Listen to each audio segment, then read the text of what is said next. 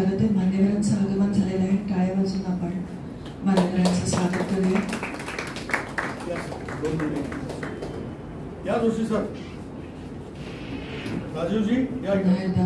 सगळ्यांचं मनपूर्वक स्वागत.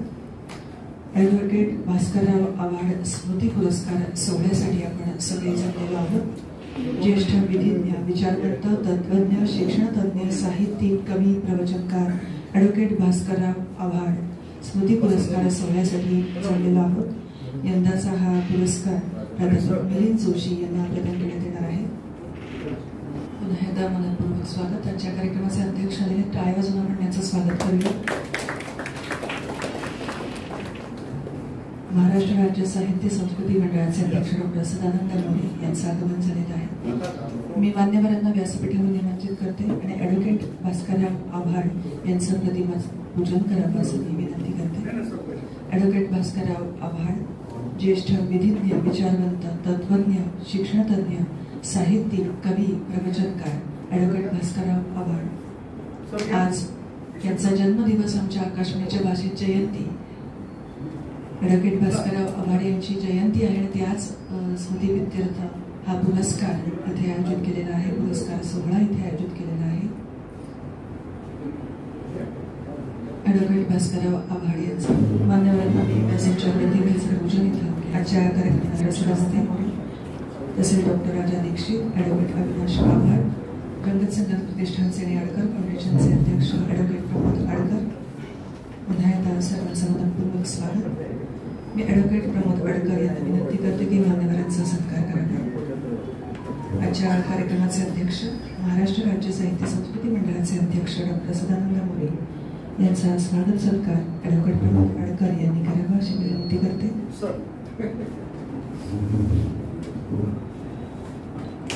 धन्यवाद. यानंतर प्रमुख अतिथी म्हणून लाभलेले ज्येष्ठ विचारवंत लेखक डॉक्टर राजा दीक्षित यांचाही स्वागत सत्कार ॲडव्होकेट प्रमोद आडकर करतो. धन्यवाद. अविनाश सरांचे चिरंजीव, आव्हाड सरांचे चिरंजीव डॉक्टर ॲडव्होकेट अविनाश आव्हाड यांचंही स्वागत करतो. धन्यवाद. कार्यक्रमाचं प्रास्ताविक ॲडव्होकेट प्रमोद आडकर यांनी करावं अशी विनंती करते. व्यासपीठावर मान्यवर, आजच्या कार्यक्रमाचे अध्यक्ष जगद्गुरु संत श्रेष्ठ तुकाराम महाराज यांचे थेट वंशज, महाराष्ट्र राज्य साहित्य संस्कृती मंडळाचे अध्यक्ष डॉक्टर सदानंद मोरे सर, ज्येष्ठ विचारवंत, व्याख्याते, अभ्यासक, विश्वकोश मंडळाचे माजी अध्यक्ष डॉक्टर राजा दीक्षित सर, आव्हाड सरांचे चिरंजीव आणि महाराष्ट्र आणि गोवा बार काउन्सिलचे सदस्य अविनाश आव्हाड. आज ज्यांना आपण पुरस्कृत करणार आहोत ते महाराष्ट्र साहित्य परिषदेचे कार्याध्यक्ष प्राध्यापक मिलिंद जोशी सर आणि उपस्थितांमध्ये अनेक मान्यवर आहेत, मित्रांनो. आणि आमचे दुसरे उपाध्यक्ष आवर्जून इथे आलेले आहेत, श्री राजीव बर्वे. आपलं मनपूर्वक स्वागत आहे. आव्हाड सरांचा वाढदिवस मी 27 वर्ष साजरा केला. म्हणजे प्रत्येक 7 सप्टेंबरला आव्हाड सरांचा सत्कार मी सलग 27 वर्ष केला. आणि आज ते आपल्यात नाही आहेत. त्यांच्यानंतर मग माझ्या मनामध्ये कल्पना आली की आपल्याला ही स्मृती जागृत ठेवायची. 27 वर्ष केले, त्यामुळे मी त्यांच्या चिरंजीवांशी बोललो. म्हणजे तुम्ही 27 वर्ष केलेलं आहे, मी नाही कसं म्हणणार. त्यामुळे पहिल्या बैठकीत अर्ध्या मिनिटात 7 सप्टेंबरला पुरस्कार करायचा असं ठरवलं. उद्या 7 आहे, उद्या पुरस्कार, पण उद्या गणपती, त्यामुळं आज पूर्वसंध्येला आपण हा कार्यक्रम घेतलेला आहे. आणि सर व्याख्याते होते, आव्हाड सर व्याख्याते होते, विचारवंत होते, निरूपणकार होते, कवी होते, वकील होते, लेखक होते. त्यामुळं आम्ही असे क्रायटेरिया निवडलेले. हा पुरस्कार आम्ही बरोबर माणूस निवडून त्याला देतोय. आणि या वेळेला लेखक आणि व्याख्याते म्हणून माझ्या आणि अविनाश समोर एकच पहिलं नाव आणि शेवटचं नाव, प्राध्यापक मिलिंद जोशी. बरोबर आहे अविनाश? पहिलं आणि शेवटचं नाव. मी म्हणत त्यांच्याशी बोलतो, त्यांना तारीख, कारण 6 तारखेलाच करायचा असतो कार्यक्रम, त्यांची तारीख दुर्दैवाने नसेल तर आपल्याला दुसरा विचार, कारण 7 तारखेला गणपती नंतर होऊ शकत नाही. पण सुदैवाने आज तिकडचा समाजामध्ये कोण बनेगा करोडपती अशी स्पर्धा चालू असताना करोडो खर्च करून असे उपक्रम राबवणे मला वाटतं नक्कीच स्तुत्य आहे. रंगत संघटना आडकर फाउंडेशन गेले अनेक वर्ष, आता त्यांनी खर्चाचा आकडा पहिल्यांदा सांगितलाय, पण कार्यक्रमाचा आकडा 1532च्या पुढे गेलेला आणि एखादा कार्यक्रम राबवणं ही काही साधी सोपी गोष्ट नाही. अगदी वधूपित्यासारखा एक भावना असते, प्रत्येक गोष्ट व्यवस्थित व्हायला पाहिजे आणि रंगत संघटना आणि आडकर फाउंडेशन गेले अनेक वर्ष हा उपक्रम राबवत आहे. जोरदार टाळ्या आपण रंगत संघटना आणि आडकर फाउंडेशनसाठी वाजवूया. सदानंद मोरे यांना विनंती करते प्राध्यापक मिलिंद जोशी यांना ॲडव्होकेट भास्करराव आव्हाड स्मृती पुरस्कार देऊन सन्मानित करावं.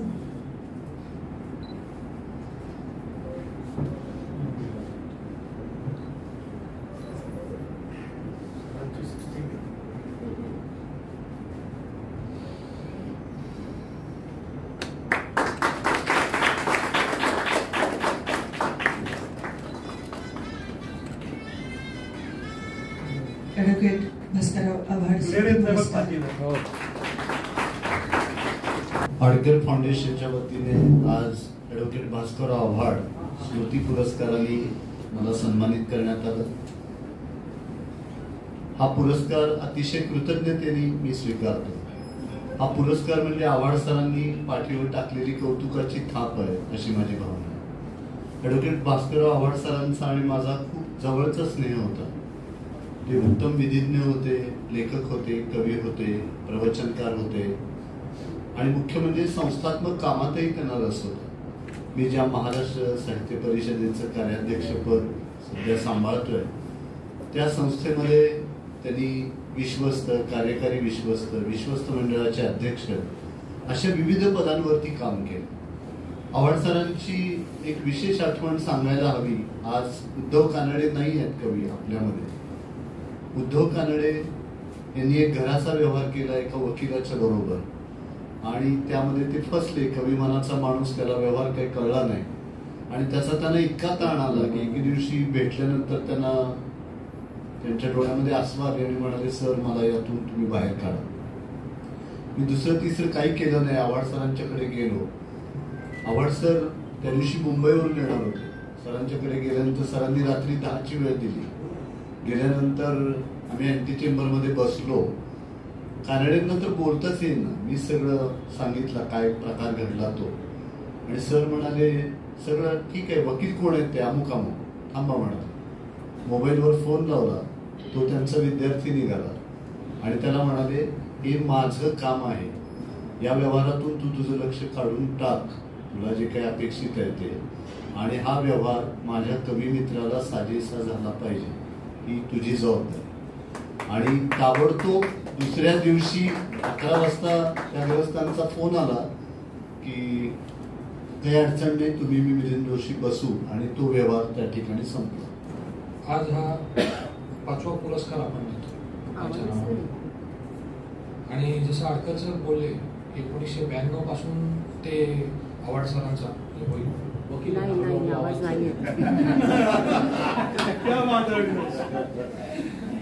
तर 1992 पासून आडकर सर पप्पांचा वाढदिवस करायचे आणि थोडं जरा मोठं झाल्यावर मग आमचं वकिलांचं बाकी ग्रुपचे असायचं की आपण पप्पांचा कार्यक्रम मोठा घेतला पाहिजे किंवा वेगळ्या पद्धतीने घेतला पाहिजे. नवीन नवीन काही आयडियाज येतात आपल्याला आणि तेव्हा आम्हाला डॅडी सांगायचे की ते त्यांना प्रेमाने प्रमोद म्हणायचे. ते मला दरवर्षी सांगितलेलं असायचं की प्रमोदच्या कार्यक्रमाला डिस्टर्ब न होता तुला जे करायचं असेल ते तू कर. आणि मग आम्ही त्यांना चिडवायचो त्याच्यानंतर दरवर्षी की हो त्यांचा मोठा मुलगा जे म्हणेल आणि सर्वात लाडका मुलगा जो म्हणेल ते सोडून मग आपल्याला जे काय करायचं ते करता येईल, असं एक नातं आव्हाड सरांचं आणि आडकर साहेबांचं होतं. आणि तिथून पुढे आम्ही कधीही कुठलाही वाढदिवस असेल तर आम्ही कधीही कुठे हस्तक्षेप केला नाही. पूर्ण कार्यक्रम आडकर सरांचा असायचा. आम्ही येऊन पाहुण्यांसारखं बसायचो आणि बाकी काम करायला असायचो. अचानक 24 जुलैला जेव्हा सर गेले आणि ऑगस्टमध्ये साधारण आडकर सर आले, मला वाटलं सहज भेटायला आले असतील, कारण गेल्यानंतर सर्वप्रथम जे सारखं येत राहिले, चौकशी करत राहिले त्यापैकी आडकर सर होते. मला वाटलं ती चौकशी करायला आले असतील. त्यावेळेला ते म्हणले की मी काही आता बोलणार आहे ज्याच्याबद्दल तू मनात वेगळं काही घेऊ नकोस. तुमच्या कुटुंबाचा मी सदस्य आहे असं मी बोलणार आहे, तर नाही म्हणायचं असेल तर मोकळेपणाने नाही म्हण. आम्ही लगेच 7 सप्टेंबरलाच म्हणले आपण एक पुरस्कार सुरू करू आणि पुरस्कार अशा व्यक्तींना देत जाऊ की अवॉर्ड सर ज्या पद्धतीने जगले, ज्या तत्वांनी जगले, त्या तत्वाशी त्या तुलनेत जे बसतील त्यांनाच आपण पुरस्कार देऊ असं ते बोलले. मनात विचार करण्याची गरज नव्हती, कारण डॅडींनी अगोदरच सांगितलेलं होतं की आडकर साहेब जे करतील त्याच्यात आमचा हस्तक्षेप नसणार आहे. मी फक्त त्यांना सांगितलं की तुम्हाला जे काही सहकार्य लागेल ते पूर्णपणे मी करेन आणि तो कार्यक्रम पूर्ण तुमच्यासारखा असेल. तरीही सर दरवर्षी न चुकता 7 सप्टेंबरच्या अगोदर एक 2-3 आठवडे अगोदर आडकर सरांचा फोन येतो, ऑफिसवर किती वाजेपासून किती वाजेपर्यंत आहेस. त्यांना मी दरवेळेला म्हणतो की सर आपण मी आपल्याला भेटायला येतो.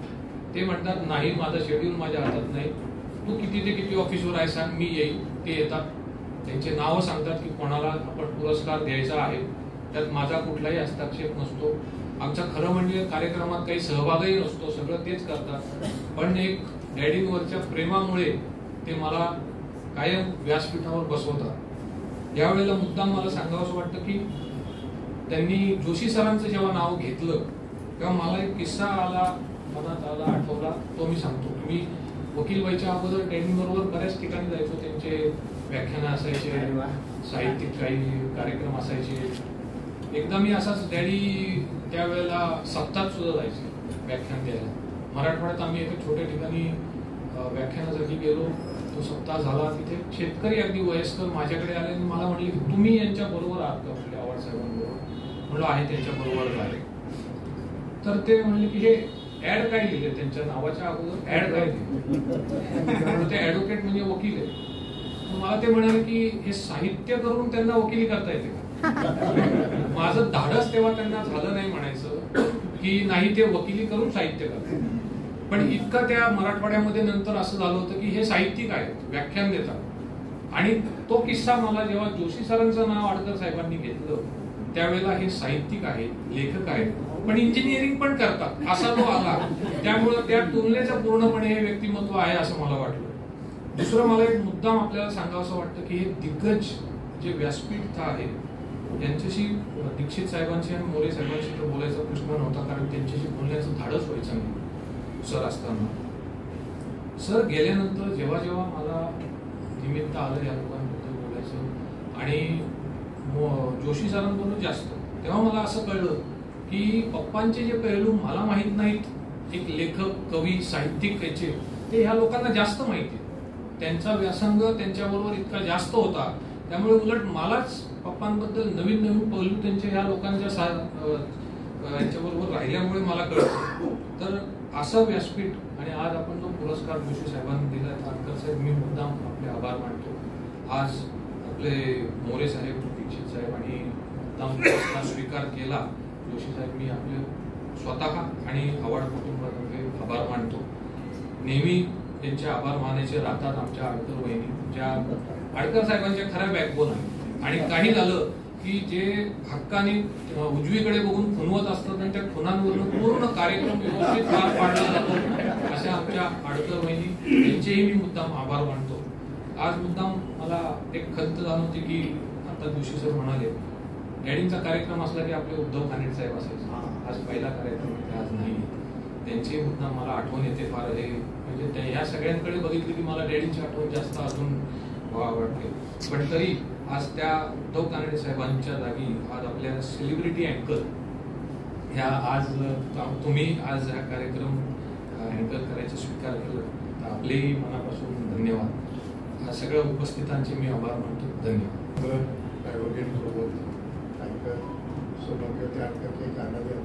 नातीला सांभाळायला जायला महत्वाचं काम आहे. आमचे समूर्ती, आमचे मित्र प्राध्यापक मिलिंद जोशी, म्हणजे जोशी वहिनी पण उपस्थित आहे. त्याच्यानंतर आत्ताच ज्याचं आपण व्याख्यान ऐकलं, म्हणूनच ऐकलं, ते ॲडव्होकेट अविनाश आव्हाड कुटुंबीय उपस्थित असतील ते सर्व. फार गोड असं सूत्रसंचालन करणाऱ्या आमच्या शिकवानी देशपांडे मला मगाशी फार बरं वाटलं की त्यांचा सत्कार माझ्या हस्ते केला, कारण ती एक पावती आहे असं समजा माझ्या आणि उपस्थित बंधू. प्रथमतः मी आदरणीय ॲडव्होकेट भास्करराव आव्हाड, थोडा खाली शिल्पा जर खाली, करेक्ट नाही फार खाली जात. मला तुम्ही सांगा, ऐकू येत नसेल तर सांगा. आता कारण ऐकू जायला पाहिजे, मी काय बोलतोय ते बहुतेक ऐकण्यासारखं असेल असं वाटतं. तर प्रथमतः आम्ही आदरणीय ॲडव्होकेट भास्करराव आव्हाड यांच्या स्मृतीला विनम्र अभिवादन करतो. त्याच्यानंतर आपल्या कल्पना आहे की त्यांचा जन्मदिना 7 तारखेला असतो आणि त्यांच्या स्मृती प्रित्यर्थ हा जो पुरस्कार त्या निमित्ताने सुरू करण्यात आलेला आहे ती फार उचित, अतिशय चांगली अशी गोष्ट. त्यांची स्मृती जपण्याचा एक फार चांगला हा मार्ग आहे, त्यामुळे त्याचा फार आनंद वाटतो. दुसरं म्हणजे ज्यांना आज हा पुरस्कार मिळाला ते प्राध्यापक मिलिंद जोशी यांचं मी हार्दिक अभिनंदन करतो. मोरे सर, मी आणि मिलिंद जोशी, त्यांनी उल्लेख केलाच आहे. बरेच वेळा आम्ही एका व्यासपीठावर असतो, कधी तिघा असतो कधी दोघं असतो, पण असतो. आणि मिलिंद जोशींचं तर माझा नेहमी हा संवाद ठरलेला आहे आमचा, की आमच्यापैकी जो आधी बोलतो तो नंतरची थोडी पंचायत करतो. पण मिलिंद जोशी माझ्या आधी बोलले की माझे बरेचसे मुद्दे त्यांनी खाऊन टाकलेले असतात, पण आज त्याला ती संधी नाही, कारण त्याला त्यांच्याच पुरस्काराबद्दल बोलायचं होतं आणि त्यामुळे असे अनेक मुद्दे माझ्याकडे शिल्लक उरले की जे मी बोलू शकतो.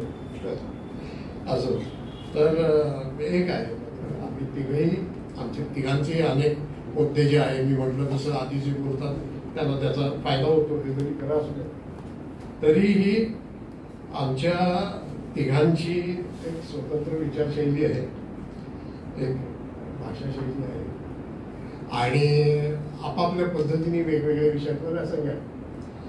आणि त्यामुळे आधी ज्यांनी आपले कितीही मुद्दे घेतलेले असले तरी तत्पर आम्ही बोलू शकतो आणि तो फार मोठा आनंदाचा भाग असतो. एकत्र असं समारंभात बोलणं हा आमच्या तिघांसाठी आनंदाचा भाग आहे. आज तर तो विशेष आनंदाचा भाग आहे असं मी म्हणेन. सुरुवातीला ॲडव्होकेट भास्करराव आव्हाड यांच्याविषयी थोडं बोलतो.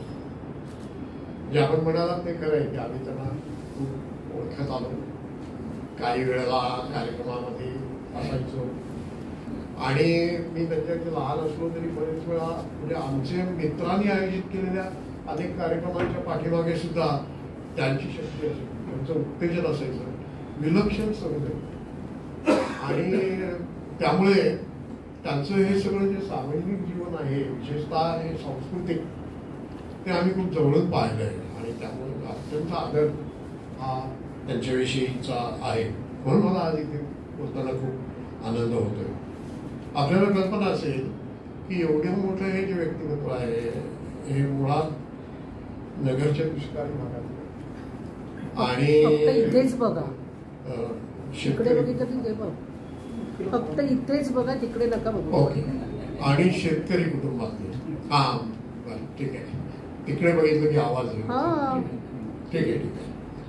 आणि शेतकरी कुटुंबातले ते होते आणि पुण्यात येऊन त्यांनी संबंध जे काही पुढे कर्तृत्व गाजवलं, काय की साहित्यामध्ये पुणं हा यथेच्छ चेष्टेचा विषय असतो.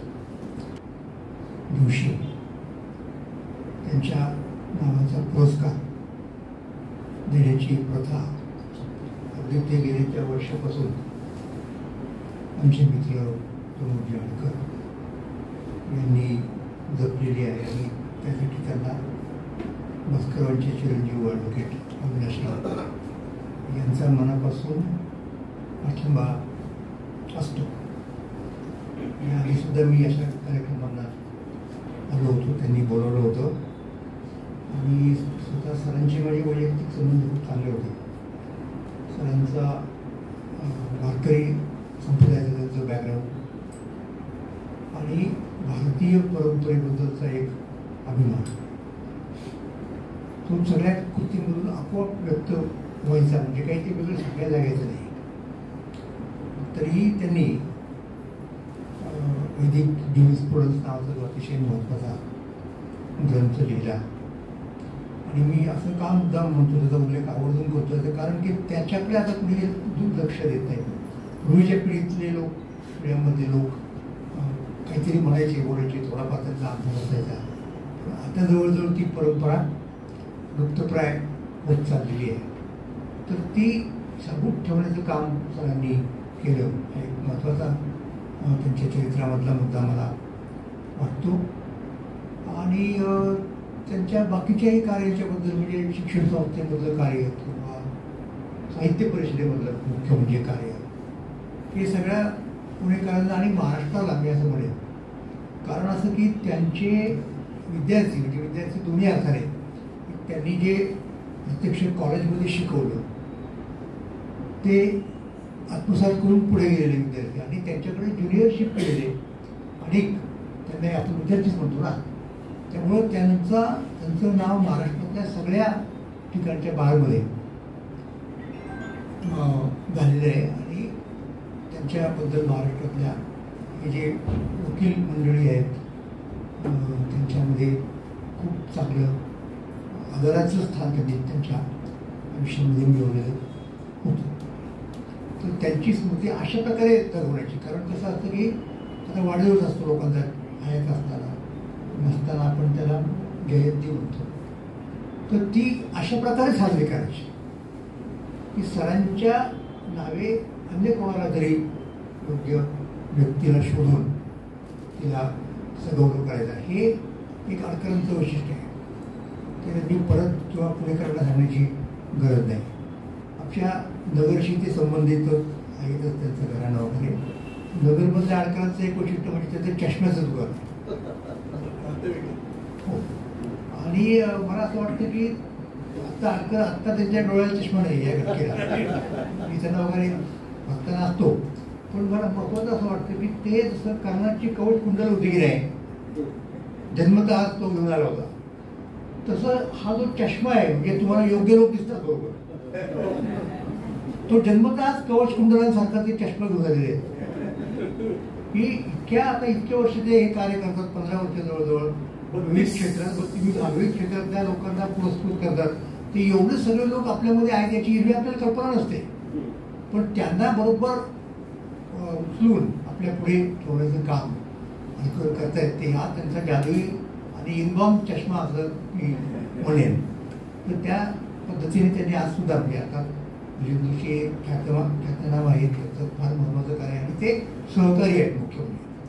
तर त्यांना आजचा सरांच्या नावाचा पुरस्कार, सरांचाही साहित्य परिषदेशी त्यांचा जवळून संबंध आणि त्यांच्या दोघांच्याही बद्दल आता आपण ऐकलं राजा देशमुख साहेब काय म्हणाले ते, त्याच्यापेक्षा मी अधिक काही वेगळं सांगावं अशातला भाग नाही.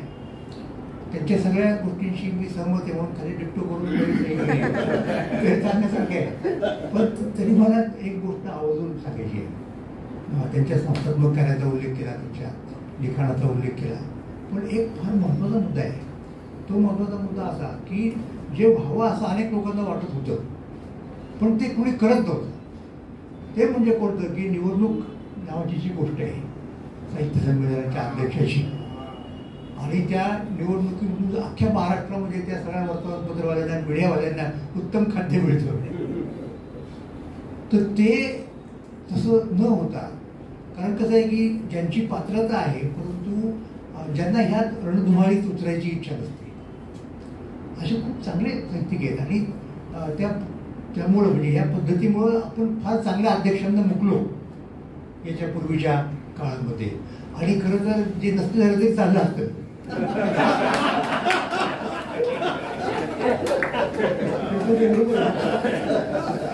अशाला आपण अध्यक्ष केले, त्याला आपण लॉबिंग म्हणतो. हो, ते गटच असायचे, म्हणजे टोळीच म्हणूया. गट कशाला म्हणायचं, गटाचा अर्थ चांगला होता. हे टोळी युद्धांनी बंद पडतात. हा मला त्यांच्या कर्तृत्वामधला फार महत्वाचा भाग होता. त्यांनी ते बांधकाम केलं, नवीन मॉडर्नायझर केलं, हे सगळं मला मान्य आहे. पण हे जे आहे ना, हे करायला कोणी धसत नव्हतं. पण तिथे त्यांनी तो हस्तक्षेप केला आणि बाबा आता इथून पुढे म्हणजे त्याच्यामुळे सगळंच बंद झालं. म्हणजे त्या काय म्हणत त्याला प्रत्यक्ष निवडणूक जाहीर व्हायच्या आधी त्यांची मतपत्रिकेची पाकिटं तयार असायची. ऑगस्ट नंतर आम्ही पहिला पुरस्कार जेव्हा सप्टेंबरमध्ये केला त्यावेळेलाही कोविड होता, जोरात होता, पण 25 लोकात कार्यक्रम करायची परवानगी मिळाली होती. त्यावेळेला अविनाशला म्हणलं बाबा करूयात आपण. कोविड असला तर असला. आम्ही कोविड परवानगी ज्या दिवशी मिळाली त्या दिवशी पहिला कार्यक्रम इथे मी केला तो अवयवदानाचा. म्हणजे जोशी सर, मी, PD सर, अनासकर, ज्याला देतोय पुरस्कार तो, माझी पत्नी, 5 माणसं व्यासपीठावर समोर 3. फार लोकांना बोलवलंच नाही. म्हणलं कुठं धोका त्यांना आम्हाला. त्याच्यातले 3 मधले एक इन्स्पेक्टर, एक पोलीस आणि तिसरा श्रोता. तसंच अविनाशला म्हणलं पहिल्या पुरस्काराला जेवढी कमी लोक येतील तेवढी बरी बाबा. कोणाचा मोबाईल वाजतोय का? जेवढी कमी लोक येतील तेवढी बरी बाबा. उल्हासदादा पवार 2 मास्क घालून आले. असं म्हणजे भीतीचंच वातावरण होतं. आव्हाड सर मला सांगायचे हो की प्रमोद बाहेर पडू नको. मी बाहेर नाही पडलो, पण आज शेवटी काय कुठनं काय ते लागेल काही समजत नाही काय. तर आजच्या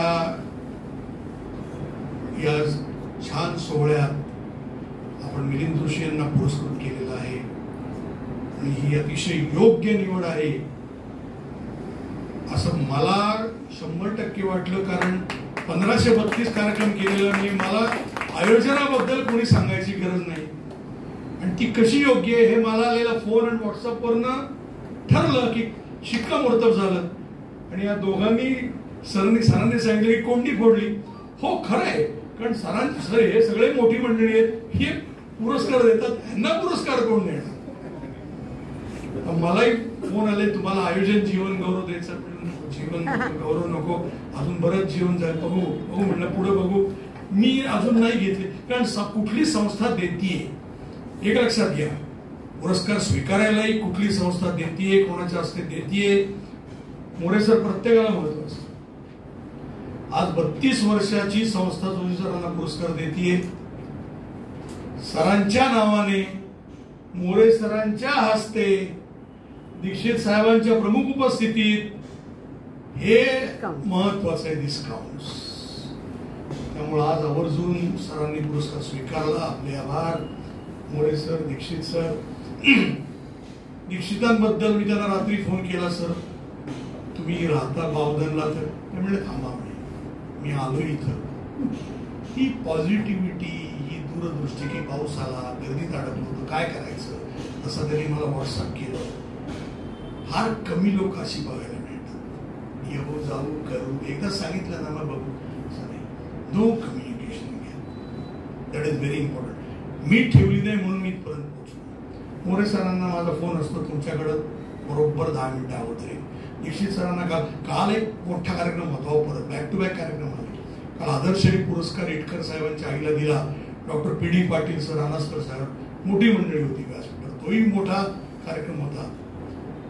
आणि आज हा कार्यक्रम म्हणजे तुम्हाला आता जस्ट सांगायला हरकत नाही.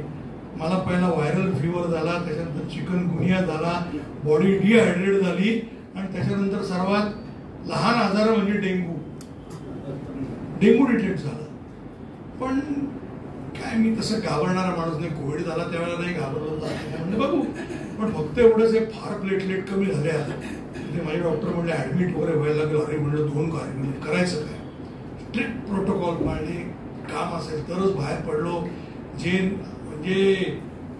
जे जेवायचं ते प्रोटोकॉलनी जेवलो आणि प्लेटलेट माझे 1 दिवस थोडे कमी झाल्यानंतर ते वाढले. ही महाराजांची कृपा. शेवटी कार्यक्रम अत्यंत उत्तम व्हावेत याकरता महाराजांनी, परमेश्वरांनी आज केलेले माझ्यावर अनंत उपकार आहेत. आज हा सुंदर सोहळा आज इथं पार पडतोय. मी Joshi sir, More sir, Dixit sir, Avinash मनपूर्वक आपले आभार मानतो. आमचे परिषदेचे सर्व सहकारी, आपण सर्व यांचे आभार मानतो. आणि कॅन्टीनमध्ये खाली चहापानाची व्यवस्था केलेली, कृपया चहापान घेऊन मगच आपण जावं हे आवर्जून मी आपल्याला सर्वांना विनंती करतो. आणि हा कार्यक्रम थांबला असं जाहीर करतो. आमचे सुराणा साहेब एरोबिक्स बॅचला प्रत्येक कार्यक्रमाला येतात, आणि कार्यक्रम झाल्यानंतर त्याचं जे काही कव्हरेज आहे ते सकाळी 6:30 सकाळी येतं सकाळी. That is very important. गेली कित्येक वर्ष प्रत्येकाची क्वालिटी असते, प्रत्येक माणसाची क्वालिटी असते, ती फक्त तुम्हाला ओळखता आली पाहिजे. आज सुंदर सोहळा आणि जोशी सरांना गंभीर साथ देणाऱ्या जोशी बहिणी इथं आलेल्या आहेत. आपले म्हणून पूर्ण आभार मानतो, सर्वांचे आभार मानतो.